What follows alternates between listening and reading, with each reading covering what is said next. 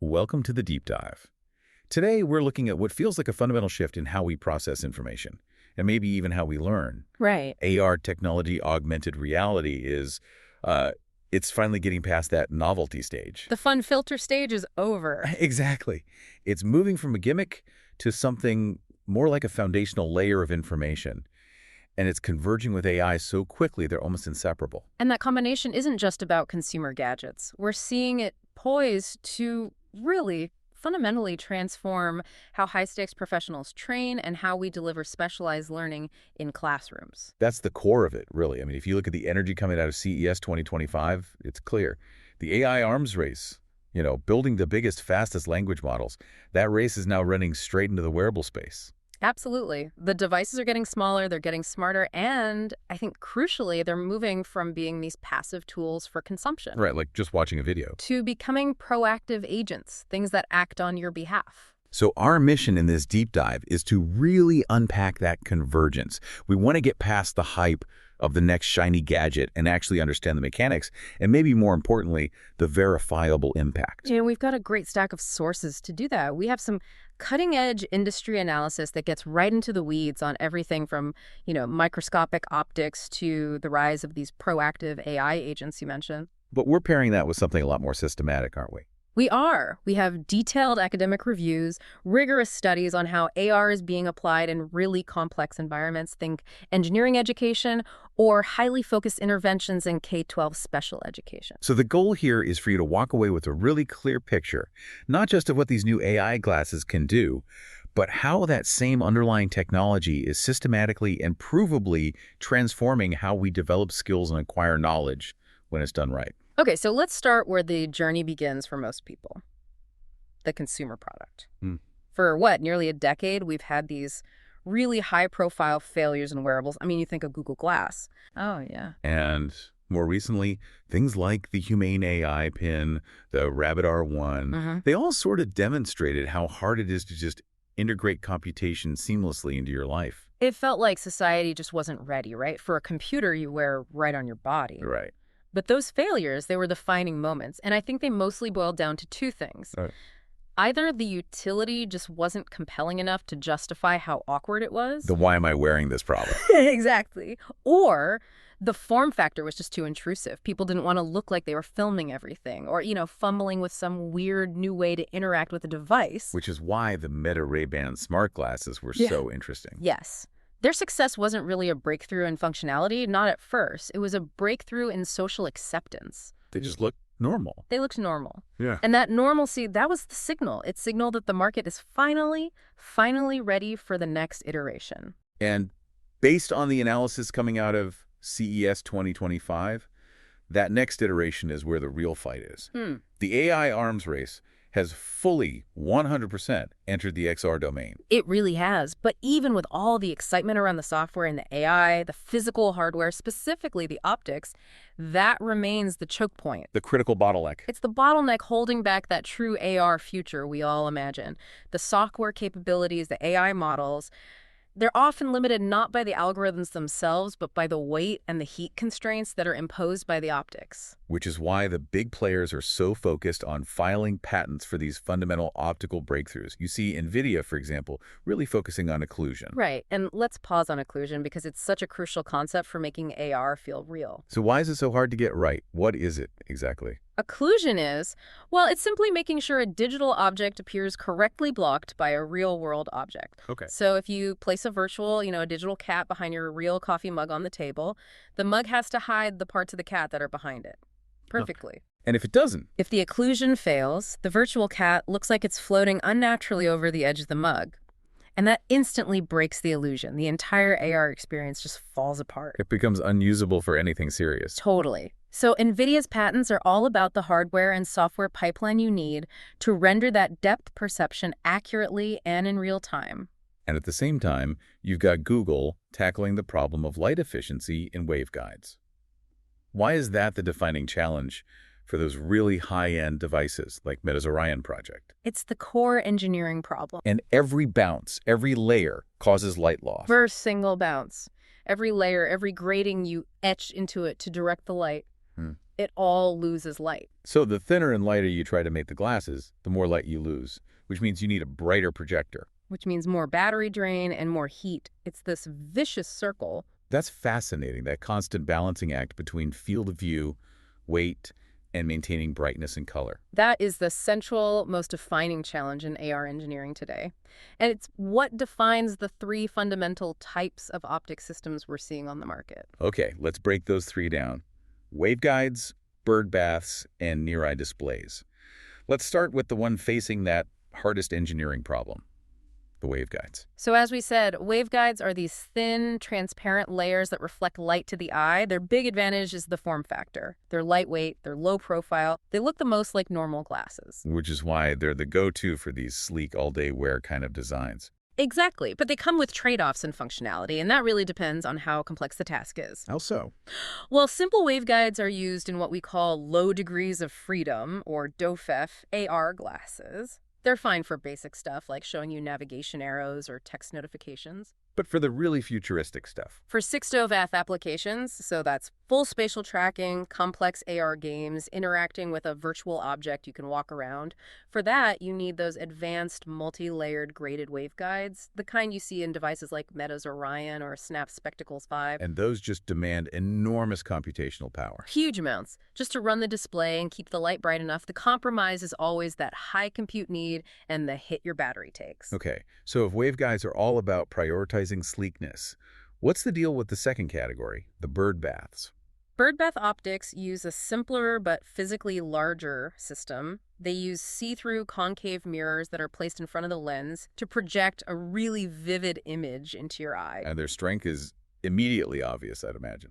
Oh, it's undeniable. They deliver exceptional brightness and brilliant saturated colors. They're absolutely ideal for watching video, for entertainment, and most importantly, for screen mirroring. Right. I think you called this the personal cinema you wear on your face. Yeah. So they're basically a replacement for your desktop monitor. That is the primary use case, yes. They're fantastic for productivity. You can have this massive virtual screen floating in front of you wherever you are. TCL's Rainio X3 Pro is highlighted for its amazing color, and X-Real's One Pro has the widest field of view mentioned, a really remarkable 57 degrees. But the big drawback is the bulkiness, right? And that's tied to this need for them to be tethered. Precisely. To get that high visual quality, birdbath systems often have to rely on tethered external computing pucks, a little device connected by a cable that does all the graphics processing. Which immediately makes them less fashionable, less portable. And means they're mostly used indoors or for dedicated work sessions. Plus, because of their optical design, birdbath systems just inherently struggle more with the kind of sophisticated depth mapping you need for realistic occlusion. It's why all the long-term R&D money is chasing the waveguide solution.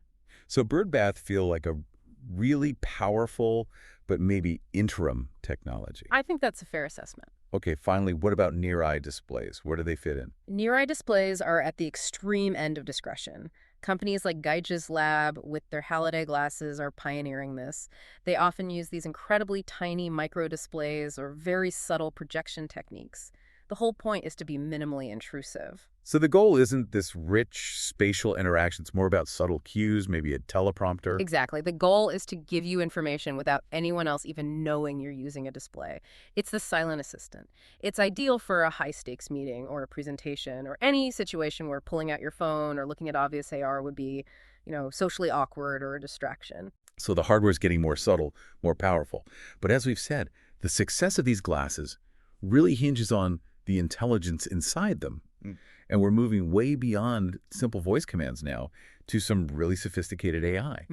So what are the categories that are defining this leap in how useful these things are? I think we can map the AI evolution in smart glasses across three pretty distinct levels.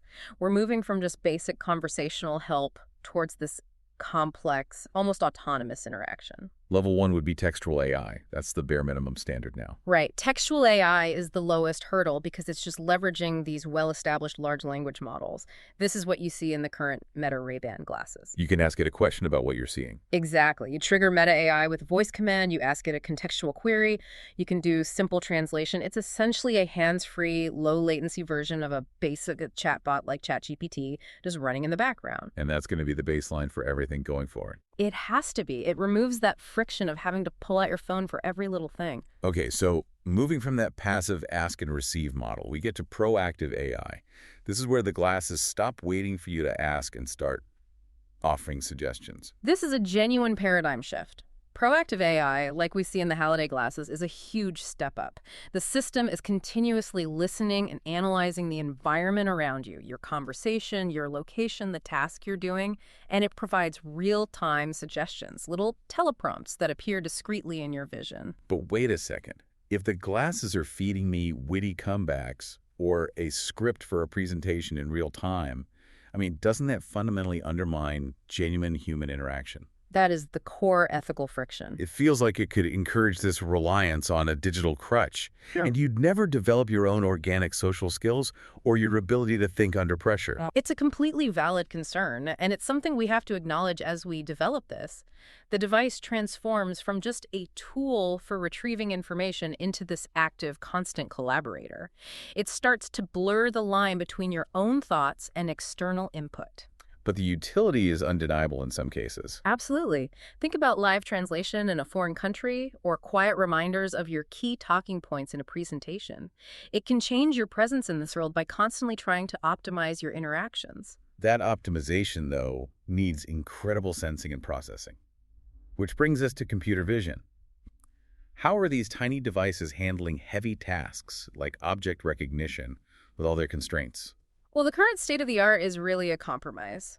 The vast majority of heavy-duty AI, especially computer vision, gets offloaded To your phone. to your connected smartphone or even to a cloud server.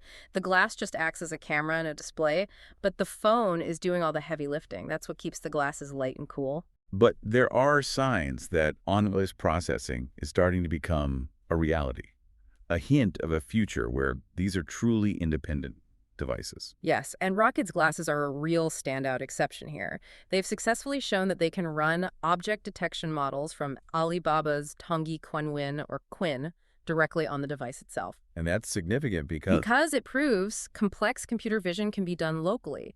It enables these super low latency, real-time responses without needing a constant connection to the cloud. And Rocket is innovating in other ways too. They're using computer vision to recognize subtle inputs like a nod of the head or a gesture as a command. and they're integrating voice print recognition for payments. Right, for secure, hands-free payments, which is the bridge we need to get to the next most complex step, multimodal AI. This is where different AI systems start to work together to solve a problem. So it's not just one input anymore. Exactly. Multimodal AI isn't just about what the device sees or hears. It's about combining multiple specialized AI models into a coordinated pipeline to do something really complex. Let's use that calorie tracking application example. Walk us through that pipeline step by step. Okay, sure. So imagine you're eating. The pipeline kicks off with the proactive AI system. It's using the audio sensors to detect the sounds of eating, chewing, cutlery, that kind of thing. So that sound is the initial trigger. That's the trigger. Step 2, that trigger activates the object detection model through the camera. It identifies what's on your plate. Let's say it's a bowl of cereal and a banana. Okay. Step 3, a separate, dedicated estimation model takes that visual data, the type of food, the volume, and it estimates the nutritional content, the calories, and then it just displays that discreetly for you. That is a very complex chain of events. And the key enabler for developers to build these things is getting access to the camera feed, which must be highly restricted for privacy. It is the absolute gatekeeper. For developers to build these advanced multimodal apps, they need camera access APIs. And that's starting to happen. It is. Meta just announced they're releasing their camera feed API. They're following the lead of Snap Spectacles and the Enterprise API for the Apple Vision Pro.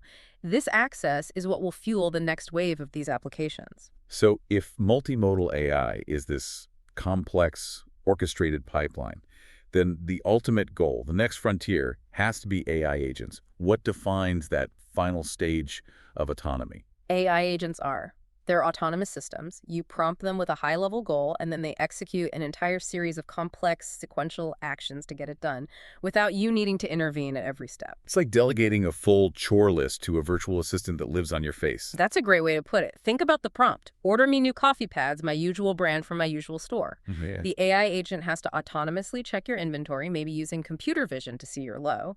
Then it has to access your purchase history, navigate the e-commerce site, handle the secure payment with your voice print tying back to what Rocket is doing, and place the order, all from that one command. That requires an incredible amount of trust and access, not just to your visual world, but your finances, your preferences. It's a huge leap, and that's why Rocket's work on integrating voice and payments is such a crucial signal. It shows that these fully autonomous agents aren't some distant dream. They're actively being engineered right now. It's so clear that the utility of all this AI and AR depends entirely on having a healthy, thriving developer ecosystem. If you can't build great apps, the hardware is just a very expensive pair of glasses. Absolutely. And the environment right now is incredibly dynamic. It's being fueled by foundational platforms like Android XR and much, much better software development kits SDKs from the big players like Meta, Google, and Snap. Can we actually gauge the health of that ecosystem, like rank the activity on these platforms? We can, based on estimate. The Meta SDK is ranked #1 right now, just due to the sheer size of the Meta ecosystem and its heavy focus on VR and AR, especially things like hand tracking. #2 is Snap ML, which is Lens Studio. Snap's platform is super creative, very accessible, and it has this massive active community, which makes it a great place for prototyping. And after those two? After that, you get into the more hardware-specific SDKs. So you have the XReal NR SDK, then the smaller, often more enterprise-focused Rocket developers, and then the pretty new TCL Ray Neo platform. So if a developer is listening right now and wants to get into AR, but they're worried about which platform to bet on, what's the smartest way in? There are two main paths, really, depending on your goal. If you already have a very specific technical use case in mind, like building a complex engineering visualization tool, you start there. But if you're just focused on learning the skills and want versatility, then Unity, using the C# language, is the most universal engine. C# is super adaptable, and a lot of the tutorials you find can be applied across different platforms. And the other path? If your priority is speed, getting something built and deployed quickly, especially for creative or experimental ideas, then Lens Studio for Snapchat is a really strong choice. It uses TypeScript or JavaScript, which a lot of people know, and its community and fast development cycles mean you can iterate really, really quickly. Okay, let's tie this back to the grand vision. We've seen industry analysts talk about this fundamental synergy between AR and AI. What is the philosophical reason these two things are converging so powerfully right now? Anshul Sag's analysis was really insightful on this. He makes the point that XR is a spectrum, a continuum of how we interact with computers. And AI and XR aren't just compatible, they're complementary. They're going to be inseparable. And the core reason is that AI solves the input problem. It solves the problem of input poverty, exactly. Think about it. Traditional computing relies on a keyboard and a mouse.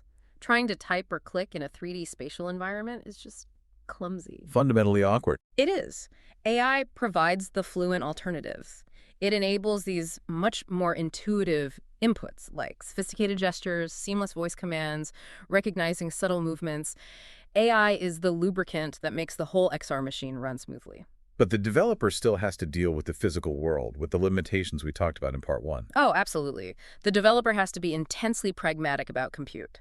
They have to plan their AI, whether it's running on the cloud locally or some hybrid model with extreme care. Because of the battery. Because battery capacity and thermal management are still paramount. The efficiency of your code, that choice between running an object detection model locally on the chip, like Rocket does, or offloading it, that's a critical design choice. And this pragmatism, this focus on design efficiency, is what makes AR so effective when you apply it to serious training. So let's shift our focus now completely to how these principles translate to high-stakes training. We're talking about roles that require this rapid, almost instinctive assessment. Combat medics, ER triage physicians, pilots. Right. And for these specialized high-stakes jobs, the goal of the training is to master what are called recognition skills. Which is the ability to instantly size up a complex, ambiguous situation and just instinctively know the right thing to do, often under immense pressure.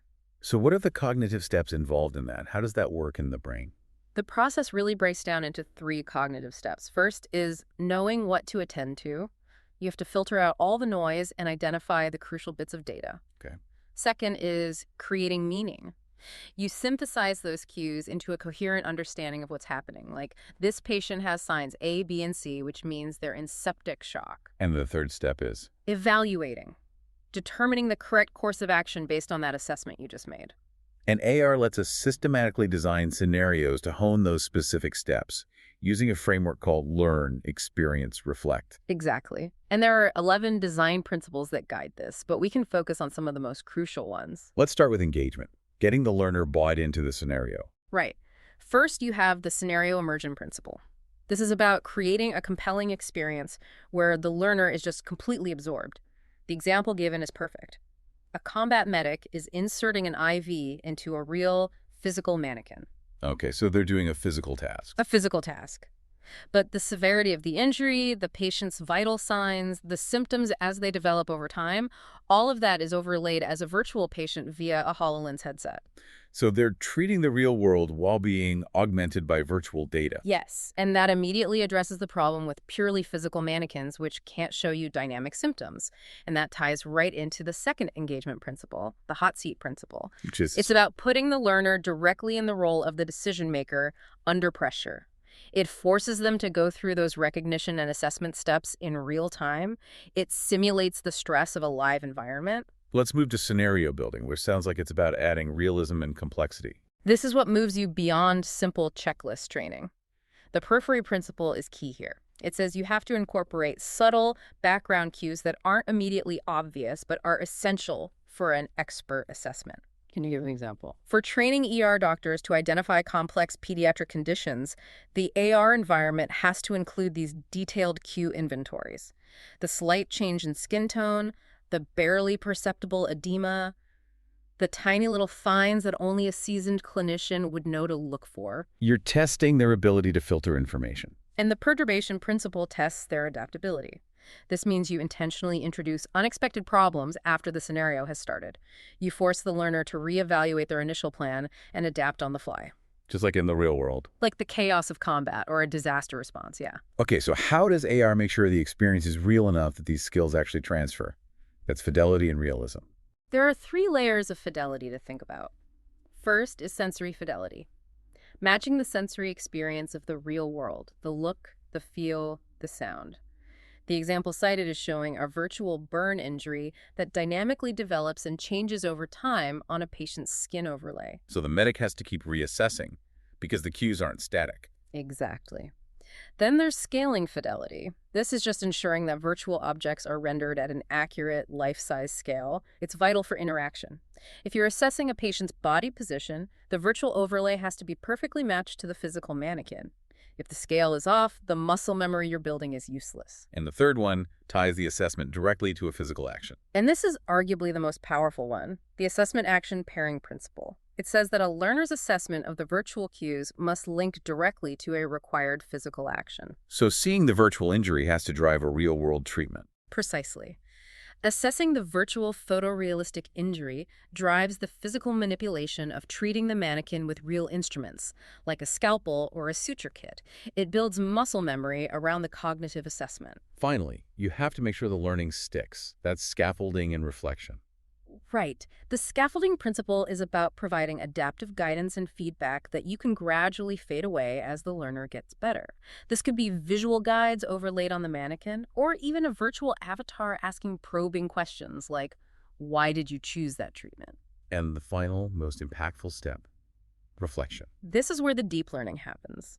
The reflection principle uses debriefs to compare the learner's recorded performance directly against what an expert would have done. Like watching game tape in sports. Exactly like that. There's a method called the expert lens, where you review the learner's session, but you overlay the correct expert sequence of treatments. It allows for this direct, side-by-side comparison of their decisions versus the right decisions. It maximizes the learning you get from the simulation. The power of AR in that kind of high-stakes training, creating realistic, controllable environments, that principle translates beautifully into academic education, specifically engineering, where applying complex knowledge and spatial visualization is just paramount. It is. AR is seen as this truly transformative pedagogical tool in engineering because it solves a core problem. It blends the virtual and the real so you can apply knowledge at the precise time and place you need it. And it's important to remember that distinction, right? VR is full immersion in an artificial world. Whereas AR integrates computer-generated elements, 3D models, data overlays into the existing physical world. It enriches the environment without taking the student out of context. And the evidence for its effectiveness is pretty overwhelming, isn't it? Completely. A review of 67 different papers on AR in engineering education concluded that it overwhelmingly enhances visualization, interaction, comprehension, motivation, and critical thinking. And it's especially good for helping students with 3D visualization. Which is a huge hurdle. Things like interpreting complex technical drawings, which is a foundational skill in basically every engineering discipline. Okay, let's break down the impact across a few specific disciplines, starting with just general STEM and core engineering. In core STEM, AR apps mostly use tools like Unity 3D to create interactive 3D models. And this directly improves academic performance by making abstract concepts, like the internal mechanics of an engine or the components of a circuit board, visible and manipulable. Now, civil engineering. That's a field where you have to link these massive theoretical ideas like structural integrity to huge physical projects. And civil engineering uses AR to bridge that exact theory-practice gap. You have tools like physical sandboxes that, when you augment them with AR, let students simulate terrain interaction and fluid flow in real time. That's amazing. There are tools like AirBridge that help students grasp complex construction design concepts, and it's often combined with game-based learning to make these abstract physics models more tangible and engaging.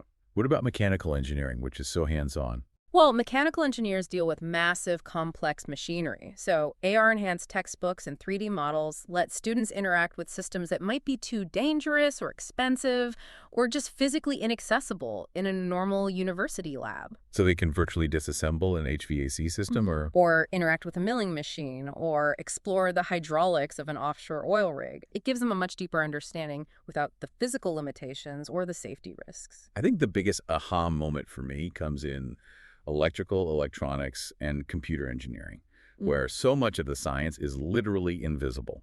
Yeah. How does AR make the invisible visible? This is where AR truly shines. Electrical fields, current flow, the behavior of these complex mathematical models, it's all normally highly abstract. Sure. AR lets you visualize things like MOSFET design, that's a type of transistor, by overlaying its internal structure and how it functions directly onto a real circuit board. So you can see the electricity flowing, so to speak. Yeah. In a way, yes. And for more complex ideas like FSM's finite state machines, which are these mathematical models for designing computing processes, you can visualize them as interactive diagrams that change and move with you. It turns an abstract idea into an immersive, observable interaction. And what about other fields, just quickly? Industrial engineering uses AR to simulate and streamline manufacturing workflows. And architecture sees incredible integration with BIM building information modeling. Ah, yes. By overlaying a 3D model of a building onto a real construction site, or even a desk-sized physical model, AR improves decision-making, spatial reasoning, and collaboration. So despite all these incredible proven benefits, AR adoption in engineering education isn't universal. What are the challenges that are slowing it down?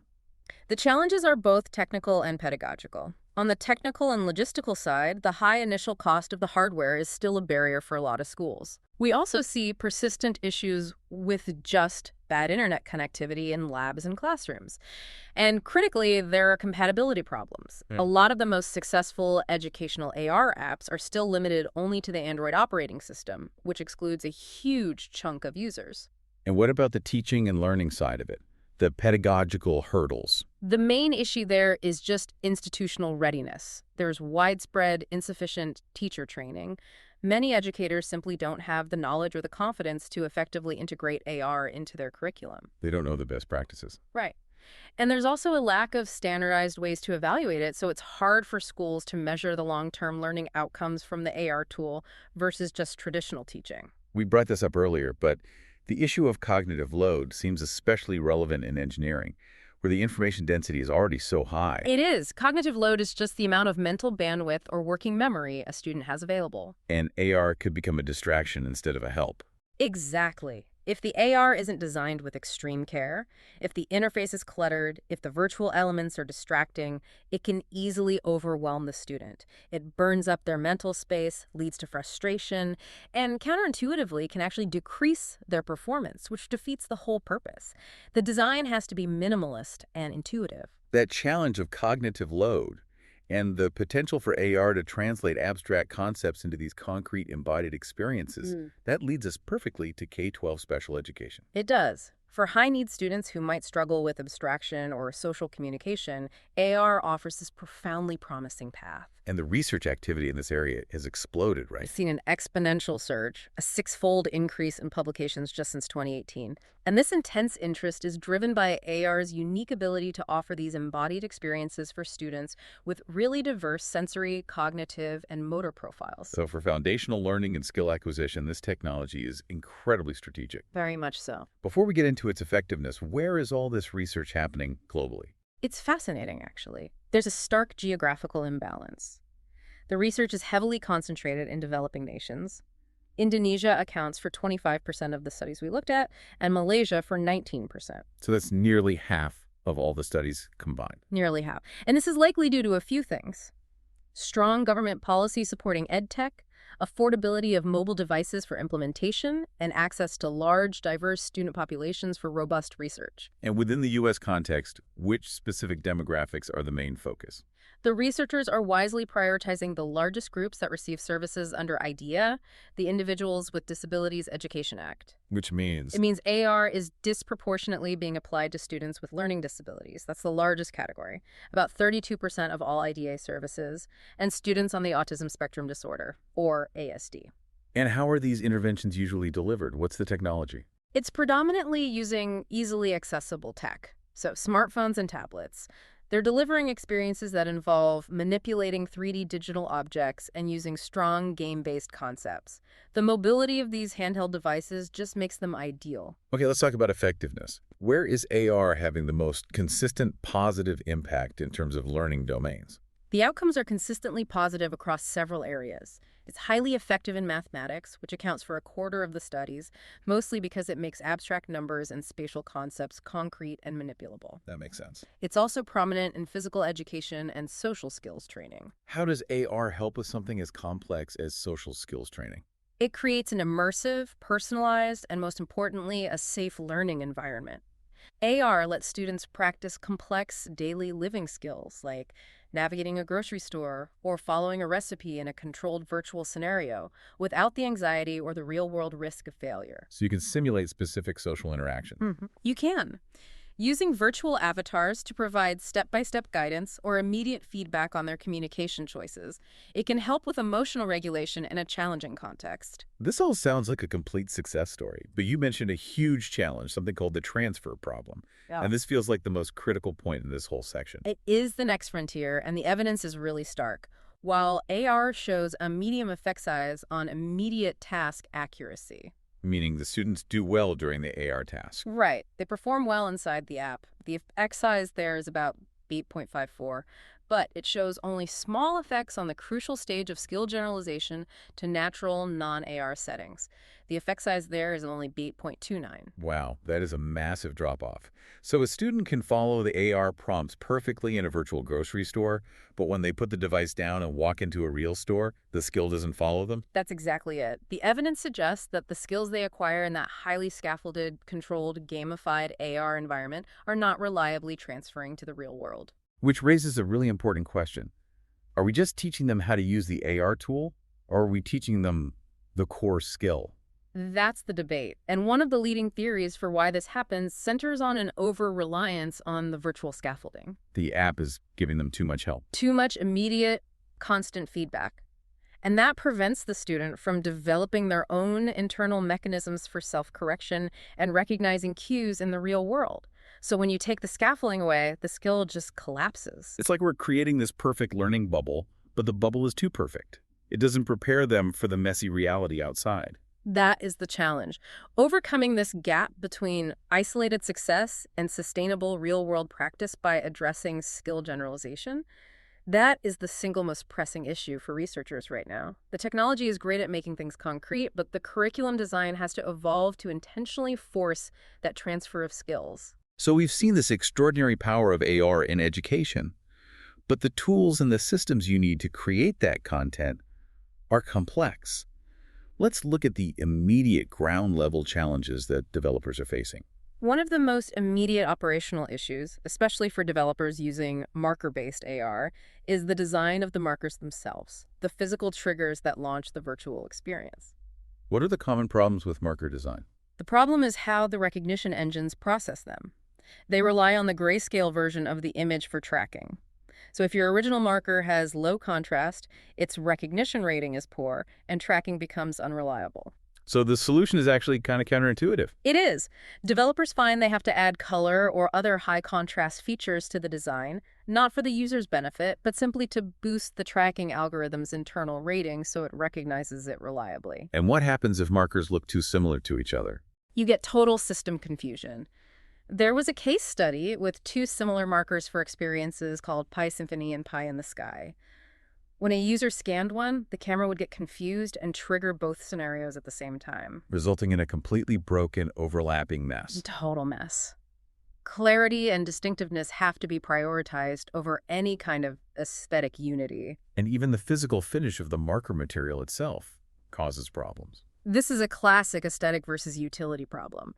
Glossy laminates look professional, they hide smudges, but the reflection just dramatically hinders recognition and tracking, especially in rooms with variable lighting. So the matte finish is always better. Universally preferred, yes. It minimizes reflection and makes sure the computer vision isn't impaired. The lesson here seems to be that practicality and robustness have to win out over novelty and aesthetics. And that links directly to the user experience design. For education, developers have to adopt a co-design model. They need to work closely with teachers and subject matter experts. To make sure it's not just a cool gimmick. Exactly. To ensure the AR scenario is pedagogically sound, correctly paced, and avoids that cognitive overload we talked about. We touched on this earlier, but for high-fidelity training, that sensory gap created by the lack of haptic feedback must be a huge limitation. It's a significant drawback right now, yes. Especially in fields like surgical training or complex mechanics, the sense of touch haptics is just absent. But research is working on it. Rapidly. They're exploring integrating specialized haptic devices, like gloves or controllers, into VR and AR to enhance skill acquisition and motor skills. Haptics are seen as essential for achieving the level of fidelity you need for skill transfer in those touch-dependent fields. Okay, finally, let's zoom out and address the big systemic and ethical hurdles facing widespread adoption. What's keeping AR from being a truly universal tool right now? I'd say the three major obstacles are standards, privacy, and cost. Let's start with standards and interoperability. Because AR is still in this early disruptive phase, comprehensive standardization is exceptionally difficult. You have organizations like the OpenAR Cloud and the W3C working on it, but the current lack of agreed-upon standards limits compatibility between devices and platforms. Which makes institutions hesitant to invest. Of course. Why invest heavily in a system that might be obsolete or incompatible in a year? And then the most profound challenge, especially with these all-day wearable devices, privacy and security. This is a massive concern, especially with the rise of autonomous AI agents. AR systems collect incredibly sensitive data. Continuous visual and audio feeds, geolocation, user interactions, performance metrics, even biometric data. So institutions need the most stringent data management protocols. They do. Mandatory encryption and, crucially, minimal data collection. The system should only collect what is absolutely necessary for it to function. And the trend of using personal devices in schools, bring your own device, that introduces severe vulnerabilities because security is no longer centrally managed. Robust safeguards and clear user consent are absolutely non-negotiable. And finally, the very practical barriers of scaling and cost. The initial investment in hardware, the glasses, the headsets, and the ongoing cost of developing high-quality, educationally sound content are immense. It requires sustained support. But even if you have the money, there's the human cost. Teacher training again. If educators lack specific, robust training, they will avoid the technology. That institutional hesitancy, driven by a lack of expertise, is just as big a barrier as the financial cost. Hashtag tag Outro. This deep dive has really shown this duality of AR technology. On the consumer side, the engineering challenges are being overcome with things like superior optics, and the utility is being unlocked by a new generation of AI. Right. We're moving from basic voice commands toward proactive and multimodal AI agents that can operate almost autonomously. And on the education side, we have this conclusive evidence of AR's profound pedagogical value. It excels at improving visualization and engagement in complex fields like engineering. And it provides these personalized, concrete learning pathways in highly sensitive contexts like special education. So the crucial next step for AR to mature isn't necessarily a flashier screen or a lighter frame. It's overcoming that chasm between isolated success and sustainable practice. Which means addressing the transfer problem in special education, making sure skills generalize, and at the same time confronting those systemic barriers of standardization, teacher training, and cost. That leads us back to that convergence of hardware and autonomy. Taka Suarez, the founder of Raven Resonance, had this interesting analogy. He suggested that before someone can build the iPhone of AR, That ubiquitous, fully spatial computer. they first have to build the iPod. And that iPod is the head-up display that bridges the gap between the smartphone we have now and that fully spatial future. And if we think about that future, we've established that this new generation of wearables has continuous access to your visual and audio world. It's integrating payment systems via voice print, and it's rapidly evolving into autonomous agents. So given that convergence of autonomous agents and constant high-fidelity data collection, what is the immediate foundational ethical safeguard that developers globally need to agree upon and implement right now? Right now, before that iPod of AR evolves into the all-seeing, potentially autonomous iPhone of AI agents, where do we draw that mandatory, non-negotiable line on data usage and autonomy to make sure this technology serves society responsibly? That transition from a useful passive tool to an autonomous high-access digital partner is just. It's happening so much faster than regulation can ever keep up with. And defining and enforcing that global mandate on privacy and autonomy is the single most critical task facing the industry today. Food for thought for you as you watch this next generation of wearables arrive. The intelligence they offer comes with a corresponding need for responsibility. That's all the time we have for this deep dive. Thank you for joining us. Always a pleasure.